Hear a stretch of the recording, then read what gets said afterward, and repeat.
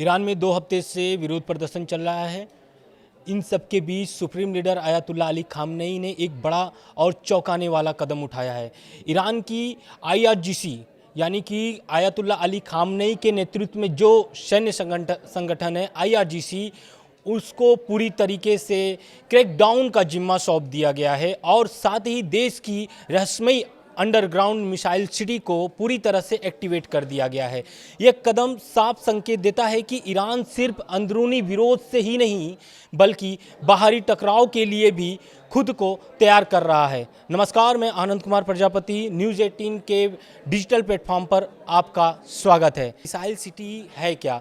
दरअसल missile city वो है जहां पर परमाणु ठिकाने तो हैं ही, ईरान में कई परमाणु ठिकाने हैं, नतांज है, फोर्डो है, इस तरीके से बहुत सारे ईरान के पास परमाणु ठिकाने हैं। लेकिन अब जिसका मैंने अभी जिक्र किया है मिसाइल सिटी का, तो ये मिसाइल सिटी दरअसल 500 मीटर अंदर, मतलब कि गहराई में बनाया गया है ईरान ने, और इसको बहुत सुरक्षित जगह और बहुत ही गुप्त जगह पर इसको रखा हुआ है। लेकिन एक वीडियो जारी किया था, 2025 की बात है ये। 2025 में IRGC के प्रमुख और वहाँ के जो सुरक्षा मंत्री हैं, रक्षा मंत्री हैं, वो भी इसमें शामिल हुए थे और एक इलेक्ट्रिक जो जीप होती है उस पर वो पूरी मिसाइल सिटी का दौरा करते हैं उससे, और वो फुटेज और वीडियो ईरान ने ही जारी किया था।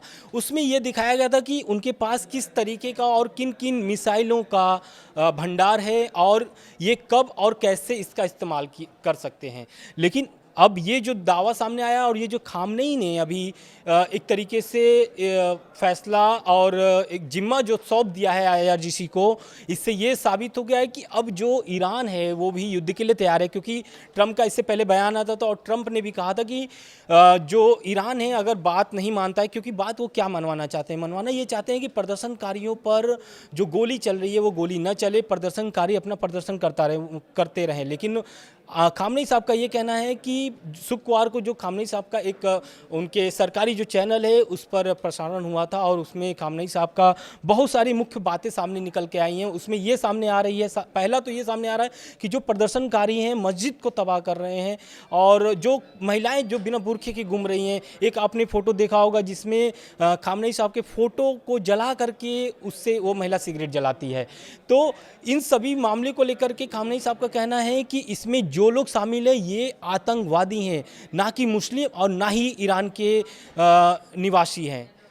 तो ये साबित तो हो रहा है कि ईरान में जो एक तरीके से गतिविधि हो रही है उसमें कहीं ना कहीं, देखिए, प्रदर्शन तो 2 तरीके से देखा जा रहा है। पहला तो प्रदर्शन ये देखा जा रहा है कि जो ईरान में प्रदर्शन हो रहा है उसमें ये मुख्य अगर देखा जाए किस पर मुद्दे पर हो रहा है, तो मुद्दा यही है कि जो उनका रियाल है वो 14 लाख प्रति डॉलर हो गया है। इससे लेकर के जो वहाँ के व्यापारी हैं वो एकदम मतलब नाराज़ हैं और उसको लेकर के सड़कों पे उतरे हुए हैं, प्रदर्शन कर रहे हैं।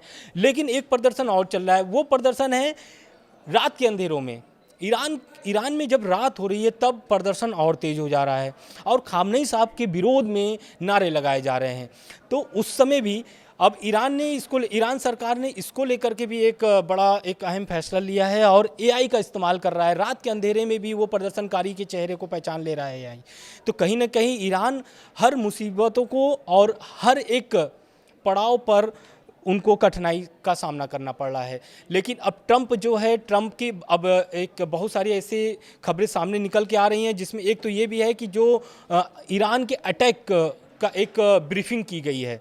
उस ब्रीफिंग में ट्रंप ने दरअसल पूरे ईरान के नक्शे को देखा है कि कहाँ कहाँ हमला कर सकते हैं, कहाँ कहाँ ईरान के परमाणु ठिकाने हैं, उनको किस तरीके से तबाह किया जा सकता है। इन सब की ब्रीफिंग एक सामने आ रही है। जानकार तो ये भी कह रहे हैं कि आने वाले कुछ समय में, हो सकता है 24 घंटे या फिर 48 घंटे में, ईरान पर अटैक किया जा सकता है। लेकिन अब ये आने वाला समय बताएगा कि अटैक होगा या नहीं होगा।